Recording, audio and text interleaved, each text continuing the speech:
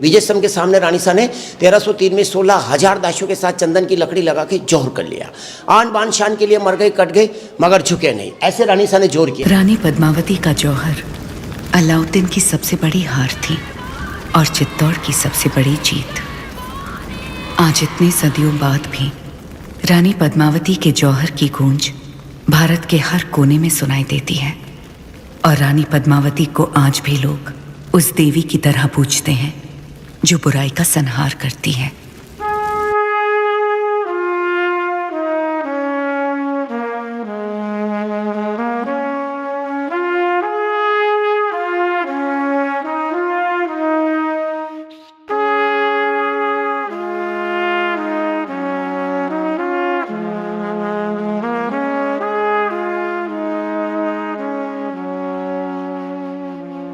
Hello friends, अभी हम Asia के सबसे बड़े किला चित्तौड़गढ़ किला में हैं। भारत ही नहीं, एशिया का सबसे बड़ा किला है जो 13 किलोमीटर के दायरे में फैला हुआ है। ये किला शक्ति, भक्ति, त्याग और बलिदान का माना जाता है। तो फ्रेंड्स, चलिए आज हम एक गाइड के माध्यम से पूरा इस किले को घूमते हैं। नमस्ते, मेरा नाम विनोद सालवी है और मैं चित्तौड़गढ़ के लिए गाइड हूँ आपके लिए।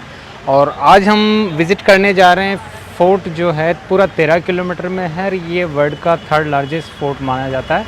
वैसे तो बेसिकली जो चाइना वॉल फर्स्ट होती है, सेकंड होता है कुंभलगढ़ और ये 3rd लार्जेस्ट हिस्टोरिकल वॉल है जो 13 किलोमीटर में फैला हुआ है। इसको जब कभी भी आप एरियल व्यू से देखते हैं तो इसका शेप, यानी इस फोर्ट का शेप जो है मछली के आकार का मिलता है, जिसमें लिविंग एरिया जो है मछली का जो हेड है वहाँ पे है।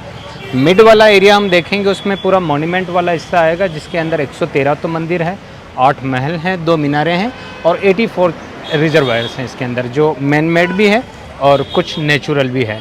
तो हमारा जो स्टार्टिंग रहेगा इस पैलेस से रहेगा और जब ऐसा घूमते हुए पूरा एक सर्कल राउंड करेंगे तो इसका जो टेल आएगा उसको हम डियर पार्क के रूप में जानते हैं। यानी हेड में लिविंग एरिया, मिड में पूरा मॉन्यूमेंटल एरिया और टेल वाला हिस्सा पूरा आएगा वो डियर पार्क, जो हिरन, चित्तल, सांबर वगैरह उसमें रखा हुआ है। आप अभी जो 7 गेट क्रॉस करके इसमें वेस्ट वाले एरिया से इस फोर्ट में एंटर किया था तो वो इस फोर्ट का एक तरह से चैरियट वे, रथ मार्ग है, जो 1448 के बाद में राणा कुंभा ने बनवाया था। इसका रियल जो प्रिंसिपल एंट्रेंस है वो ईस्टर्न पार्ट में, क्योंकि यहाँ के जितने भी रूलर्स थे, सूर्यवंशी राजा थे और अपना महल मंदिर जो कुछ भी बनाया था उन लोगों ने उसका आने जाने का डायरेक्शन ईस्ट को फेस करते हुए बनाया था।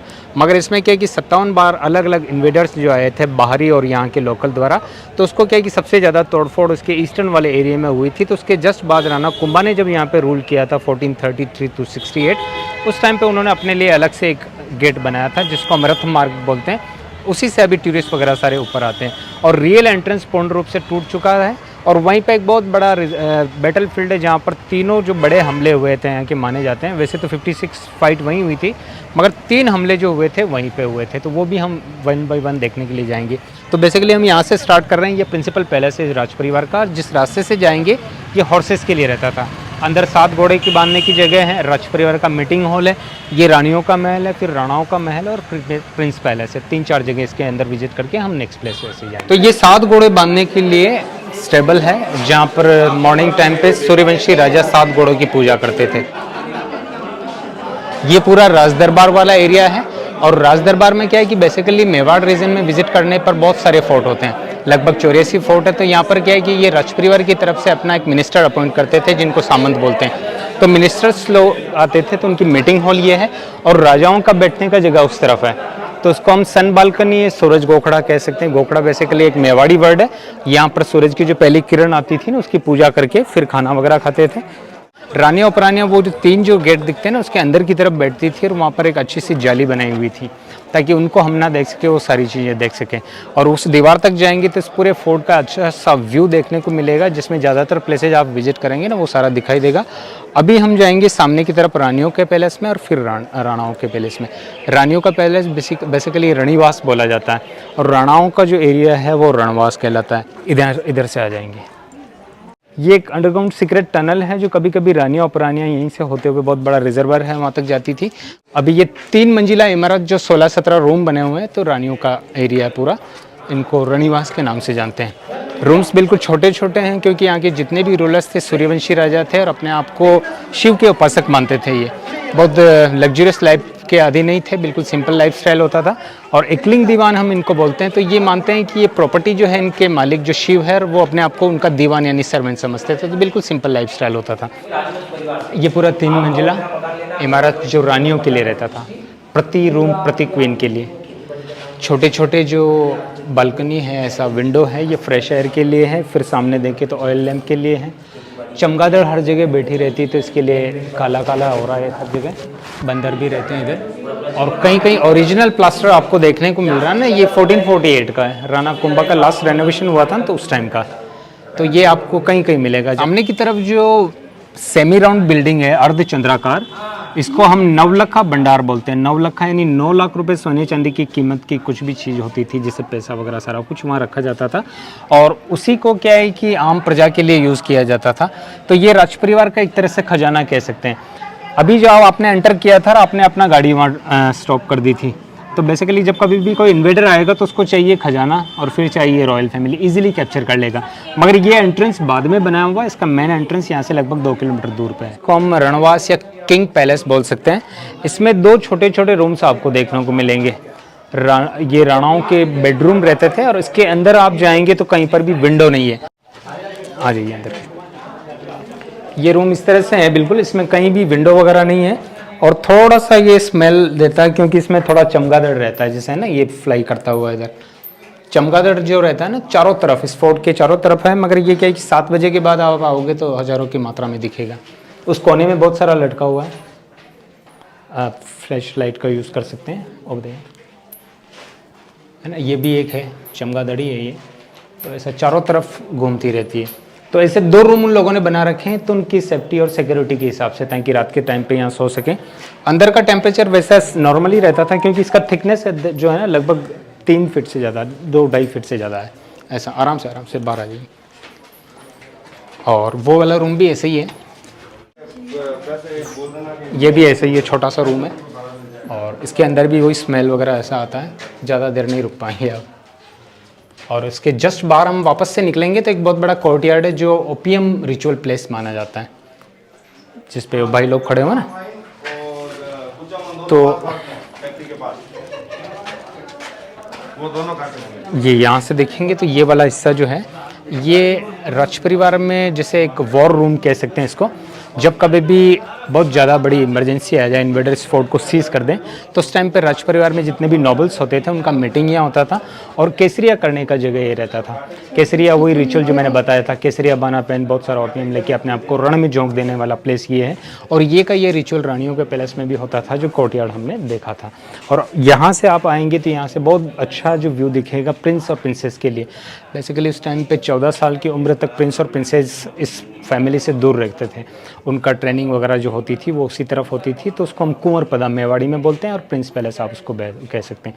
तो वो यहाँ से देखने को मिलेगा। एक मिनट भैया, वो सामने वाला जो प्रिंस पैलेस है 3 मंजिला इमारत, आप चाहें तो ये छाया में इस तरफ आ जाइए। ये प्रिंस पैलेस जो है इसको हम दात्री पन्नादाई का महल भी बोलते हैं, प्रिंस और प्रिंसेस का पैलेस भी बोलते हैं।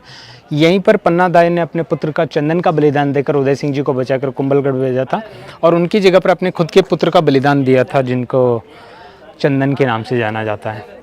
पन्नादाई जो हुआ करती थी बेसिकली गुर्जर जाति से थी। यहाँ पर राज परिवार में जितने भी बच्चे होते थे ना उनके केयर टेकर यानी दाई हुआ करती थी। तो उस टाइम पे एक बनवीर दासी पुत्र था जो इस फोर्ट को कैप्चर करने के लिए आया था। तो उस टाइम पे उन्होंने इनको बचाकर कुंभलगढ़ भेज दिया था और उन्हीं से फिर महाराणा प्रताप का पैदा होना हुआ था। ये छोटे छोटे रूम से किंग्स रूम है, किंग्स के बेडरूम है वहाँ तक।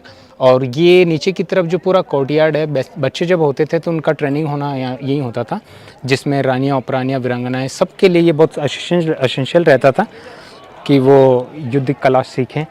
मल्लम युद्ध वगैरह जितनी भी उनकी फाइटिंग स्किल जो होती थी उनको सीखने का एक प्लेस रहता था।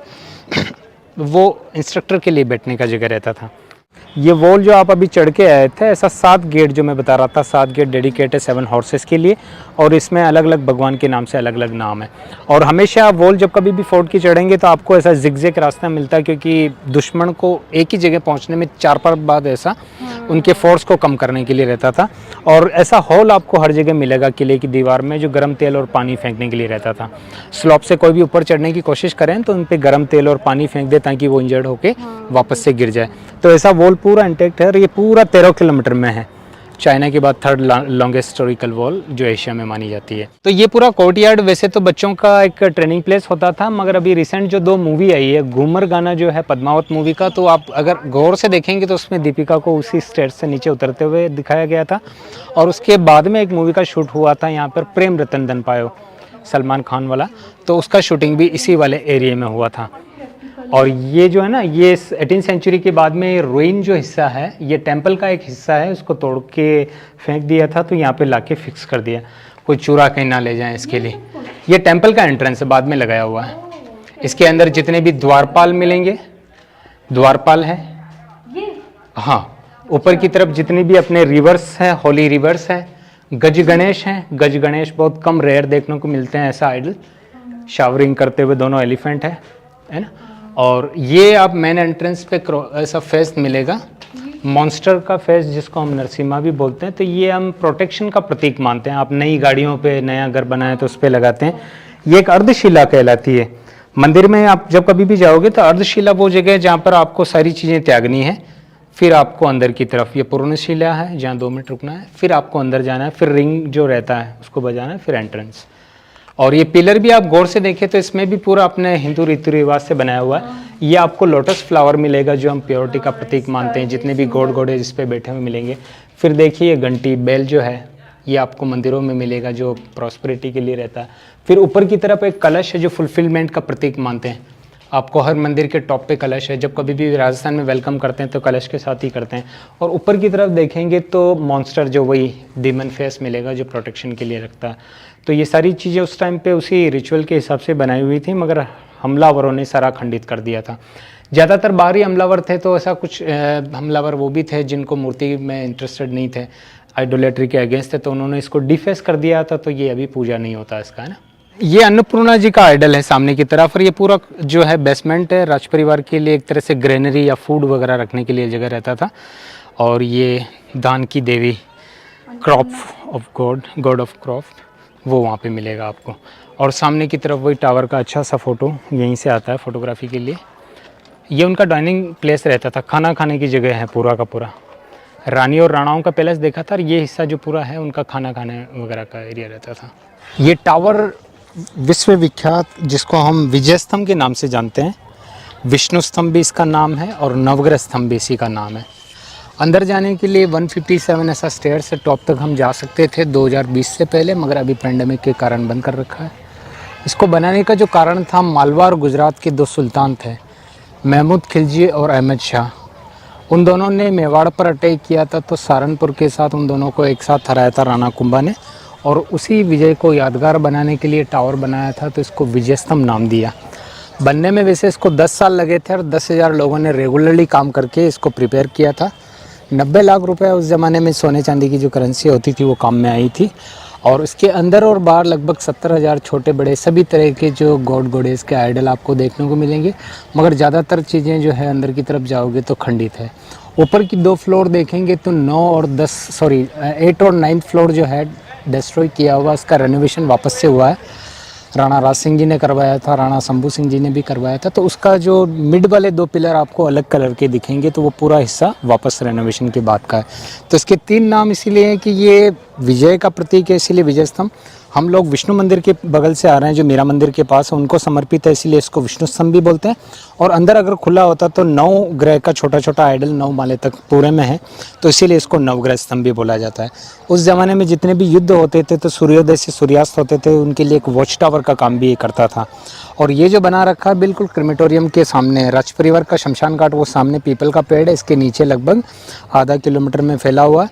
और उसमें जाने का एंट्रेंस सामने वाला है, जिसको पूर्वी सती गेट बोलते हैं। हिंदुइज्म के हिसाब से हम जब कभी भी क्रिमेशन ग्राउंड जाते हैं तो डेड बॉडी जलाने के बाद, नहाने के बाद दूसरे वाले गेट से वापस निकलते हैं या दूसरा रास्ता रखते हैं। सेम रास्ते से आना, ऐसा कुछ मानते हैं कि वो नेगेटिविटी से भरा हुआ रहता है। तो राज परिवार वाले यहीं से ले जाते थे डेड बॉडी, नीचे एक प्लेटफॉर्म है वहाँ पे जलाते थे। बगल में एक सती टेम्पल है, जब कभी भी रानियाँ उपरानियाँ इस फोर्ट में होती थी, राणा का नेचुरली देहांत हो जाए तो उनको जब जलाया जाता था तो वो भी सती कर लेती थी। मगर इस चित्तौड़गढ़ में ज़्यादातर सतियाँ नहीं हुई। जैसे राणा सांगा की पत्नी जो थी, जिनका नाम था कर्णावती, उनके पति के देहांत के बाद उन्होंने सती नहीं किया। उन्होंने उनके बाद में 14 साल तक इस चित्तौड़ में शासन किया था और लगभग उन्होंने अपने जीवन काल में 10 से 12 युद्ध लड़े और सारे जीते। और अंत में बहादुर शाह के साथ युद्ध करते हैं उस टाइम पे उन्होंने 14 महीने तक रेगुलरली छंदम युद्ध लड़ा था। और अंत में कहते थे कि उसी टाइम पे उन्होंने जौहर का नेतृत्व किया था, जो 14,000 औरतों का जौहर हुआ था वो भी यहीं हुआ था। ये वाला जो एंट्रेंस है इसको उत्तरी सती गेट बोलते हैं और ये क्रिमेशन ग्राउंड का या शमशान घाट का बाहर निकलने का रास्ता है। फिर सामने की तरफ छोटे छोटे मूर्तियाँ या छोटे छोटे मंदिर हैं, ये सारी समाधियाँ हैं। जब कभी भी राणा मरे तो उनकी राख पर एक शिव मंदिर का निर्माण होता था, तो वो सारी समाधियाँ हैं। फिर सामने की तरफ अच्छा सा टेम्पल है जो सोलंकी आर्किटेक्चर का है। इसके अंदर मूर्ति है, दुनिया में 2 ही जगह ऐसा देखने को मिलता है, मुंबई एलिफेंटा और चित्तौड़गढ़ में। तो इसके अंदर मूर्ति देखेंगे तो 9 फीट ऊंचे पत्थर पर एक ही मूर्ति जिसमें 3 चेहरे मिलेंगे। पहला जो मिड वाला है ब्रह्मा है, फिर विष्णु स्माइल करते हैं और विष्णु के बाद महेश जो आप देखेंगे तो वो क्राई करते हुए। तो शिव के तीनों रूप जो मानते हैं ब्रह्मा विष्णु और महेश, वो तीनों आपको इसमें मिलेंगे और इसी कारण इसका नाम जो है समाधीश्वर टेम्पल। और इसको हम लोग त्रिभुवन टेम्पल भी बोलते हैं क्योंकि ये भी उन्हीं का नाम है। और उसके अलावा इसको कुछ लोग जो है मोकल मंदिर भी बोलते हैं क्योंकि राणा कुंभा के पिताजी ने इसको रेनोवेट किया था, तो इसीलिए इसको मोकल मंदिर। और बनाने वाले थे इसको राजा भोज, जो परमार डायनेस्टी के थे और मध्य प्रदेश से थे, और उन्होंने इसको बनाया था क्योंकि 11वीं शताब्दी में इस किले में परमारों का शासन रहता था। फिर सामने की तरफ देखेंगे आश्रम निर्भय नाथ कठोर, यानी निर्भय नाथ एक नाथ संप्रदाय से बहुत बड़े ऋषि हुए थे, तो उनका आश्रम ये है और उनका जिंदा समाधि इसी के अंदर है। फिर ये सीधा सा रास्ता जाता है जो गौमुख टैंक के लिए जाता है, जो एक सुरंग है, वहीं से अंडरग्राउंड आके रानियाँ वगैरह नहाती थी। और वो सुरंग बहुत फेमस है क्योंकि उसी सुरंग के बगल में जो बड़ा सा टैंक है वो मेवाड़ का हरिद्वार कहलाता है, जहाँ पर यहाँ पर अस्थियाँ प्रवाहित करने के लिए मेवाड़ से हरिद्वार जाते हैं, तो यहाँ आकर नहाना जरूरी होता है, तभी वो चीज़ फुलफिल होती है। और वो इसका एंट्रेंस जिसको पूर्वी सती गेट बोलते हैं, और पूर्वी सती गेट के जस्ट नीचे सती टेम्पल है जो टूटा हुआ है। जब कभी भी राणा का नेचुरल देहांत हो जाए तो यहाँ पूजा करके वो अपने आप को सती कर लेती थी। तो ये है, बीचों बीच एक यज्ञ वेदी बना रखी है। हिंदू महीने के हिसाब से जैसे चैत्र महीना जो होता है मार्च और अप्रैल के बीच में आता है, तो उस रोज़ को यहाँ पर हर साल एक यज्ञ होता है। जो राज परिवार उदयपुर सिटी पैलेस में रहते हैं और जितने भी इनके डिसेंडेंट हैं, लाखों लोग यहाँ आकर हवन देते हैं क्योंकि सेकंड जो युद्ध हुआ था उस दरमियान रानी कर्णावती का जो जौहर हुआ था चैत्र महीने की पहली एकादशी को ही हुआ था। तो उस रोज़ को रेगुलरली उनकी आत्म शांति के लिए राज परिवार की तरफ से ये यज्ञ करवाया जाता है। गार्डन में फील इसीलिए कर दिया गया था क्योंकि यहाँ से पानी रिसने से टावर को नुकसान हो रहा है, और उसके अलावा यहाँ पे बहुत सारा राख ऑर्नामेंट्स और हड्डियाँ जो एंटीक का बिजनेस करने वाले बहुत पुराने टाइम पे ले जाते थे, तो आर्कियोलॉजी ने इसको बंद कर दिया अभी। और ये वाला वही जौहर कुंड है जहाँ पर रानी पद्मिनी का जो जौहर हुआ था, जो 16,000 औरतों का जौहर हुआ था और उसको 21 दिन लगे थे। अलाउद्दीन खिलजी ऐसा मानते हैं कि लड़ता हुआ फोर्ट पे आया था, तो उसको रानी नहीं मिली तो फोर्ट का हर एक चीज़ को डिस्ट्रॉय किया, और उसके बाद भी इस फोर्ट के अंदर 21 दिन तक रुका रहा ताकि जितने भी राख ऑर्नामेंट्स और हड्डियाँ थी तो उसमें ऑर्नामेंट्स ने उसको कलेक्ट किया था। कर्णावती का जौहर भी यहीं पे हुआ था जो 14,000 औरतों का था, और अंतिम जौहर फोर्ट के हर एक हिस्से में हुआ था, उसको जल जौहर या जन जौहर के नाम से जानते हैं। और तीनों हमले के दरमियान इस तरह के डिस्ट्रक्शन आपको हर जगह मिल जाएंगी। जो विष्णु मंदिर था ये टूटा हुआ है, और ऐसा मंदिर लगभग पूरे फोर्ट में 38 तो जैन टेम्पल है और बाकी सारे हिंदू टेम्पल में तीनों ही हैं। शक्ति के टेम्पल भी है, शिव के टेम्पल भी है, और विष्णु से रिलेटेड भी बहुत सारे टेम्पल इसके अंदर देखने को मिलेंगे। तो ये विष्णु मंदिर हुआ करता था उस ज़माने का। ये सारे टूटे हुए अवशेष जो इस फोर्ट के अंदर 113 मंदिर थे, तो उनको अलग अलग हमलावरों ने तोड़ा, तो उन्हीं के सारे टूटे हुए अवशेष आपको फोर्ट के हर हिस्से में मिलेंगे। आर्कियोलॉजिकल सर्वे ऑफ इंडिया ने उनको कलेक्ट करके छोटा सा एग्जीबिशन बनाया है यहाँ पे। तो ये पीसेज जैसे ये रूइन टेम्पल है ना, इसी तरह के फोर्ट के अंदर चारों तरफ बहुत सारे टेम्पल हैं, उन्हीं के रूइन पीसेज हैं। सामने की तरफ भी एक शिवा टेम्पल है, और आप पूछ रहे थे ना वो निर्भय नाथ जी की समाधि, तो ये सामने की तरफ निर्भय नाथ जी की जिंदा समाधि है, मगर ये दिन में लोग रहता है क्योंकि सुबह शाम इनके पुजारी आते हैं। चित्तौड़गढ़ का सबसे फेमस जो रिजर्वायर है कुंड, जिसको हम बोलते हैं गौमुख टैंक, इसको मेवाड़ का हरिद्वार भी बोलते हैं।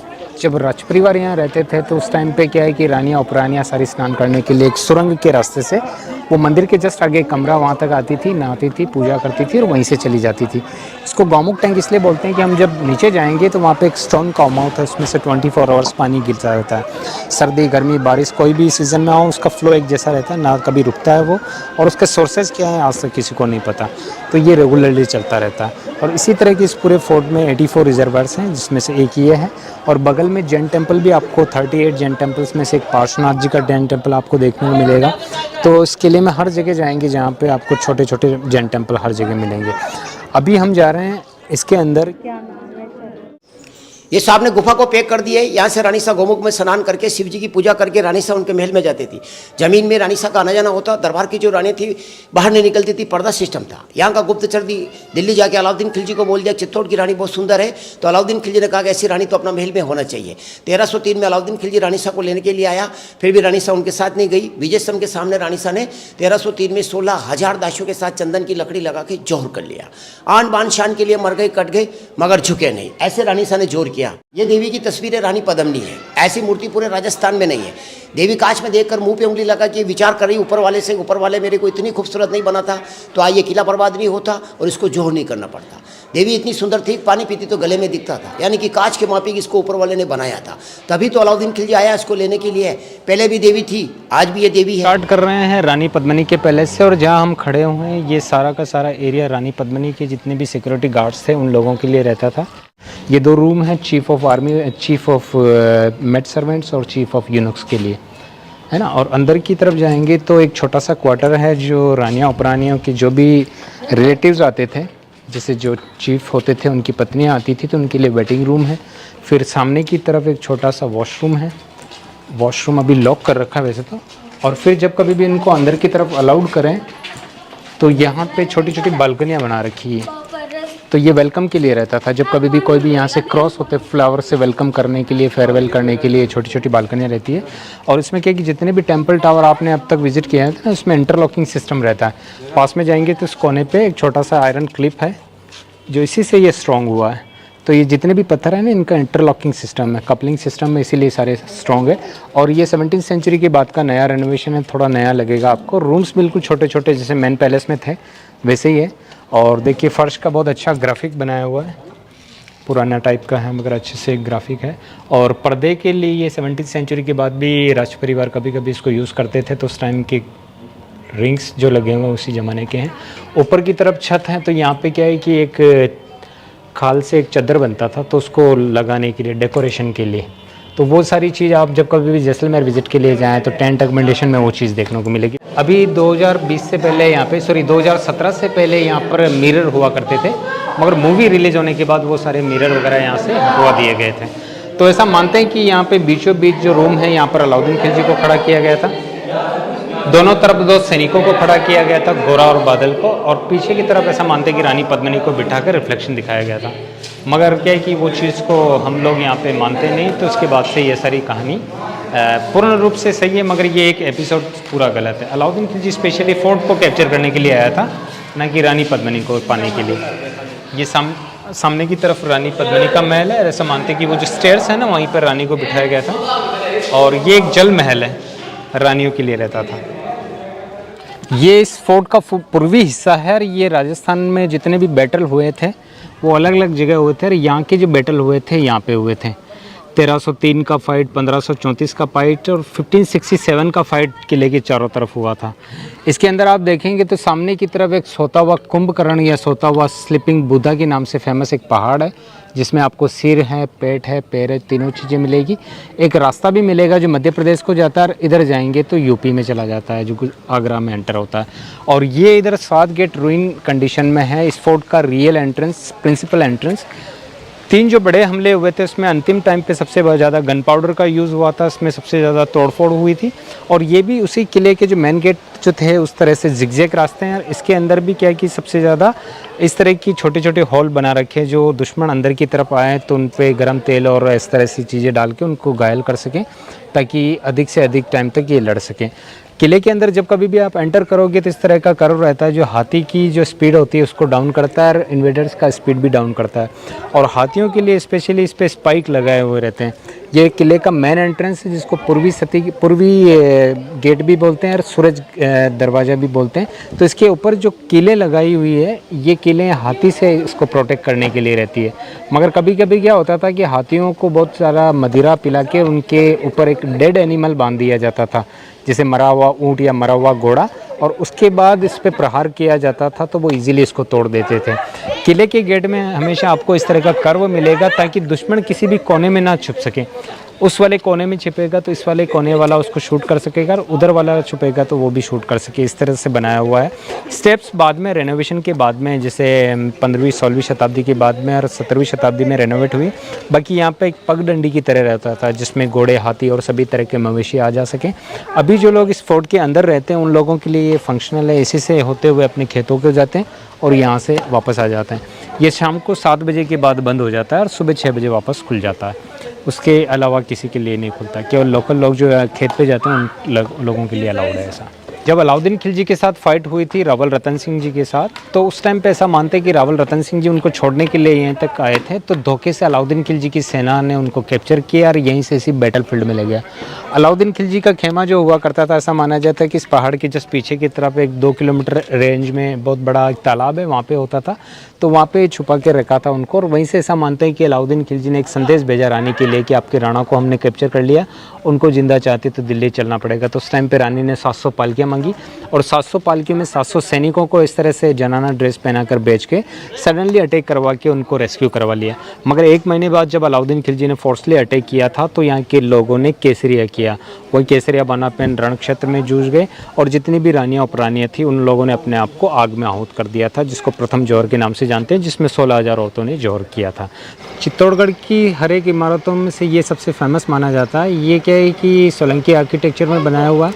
बनाने वाले थे जैन कम्युनिटी के लोग, जिनका नाम था श्रेष्ठी जीजा शाह। जीजा शाह एक बहुत बड़े वित्त मंत्री होते थे और इनके समाज में बहुत बड़ी धर्म यात्रा हुई थी, तो उस हिसाब से इसका निर्माण हुआ था। उसी को डेडिकेट है, और डेडिकेट होने के बाद ये क्या है कि इसको डेडिकेट कर रखा आदिनाथ जी को। 24 जो इनके तीर्थंकर थे उनमें से प्रथम तीर्थंकर थे ऋषभ देव जी, जिनको हम आदिनाथ जी भी बोलते हैं, तो उनको डेडिकेट है। इसीलिए इसको आदिनाथ स्तंभ, जैन स्तंभ या मान स्तंभ के नाम से जानते हैं। ये नगीना बाजार है, और उस तरफ वाला पूरा एरिया है उसको मोती बाज़ार बोलते हैं।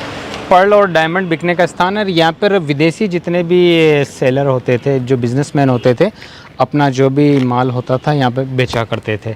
और ये बिल्कुल मेन एंट्रेंस के सामने है, यानी मेन एंट्रेंस जो मुख्य महल का मेन एंट्रेंस यहाँ पे है।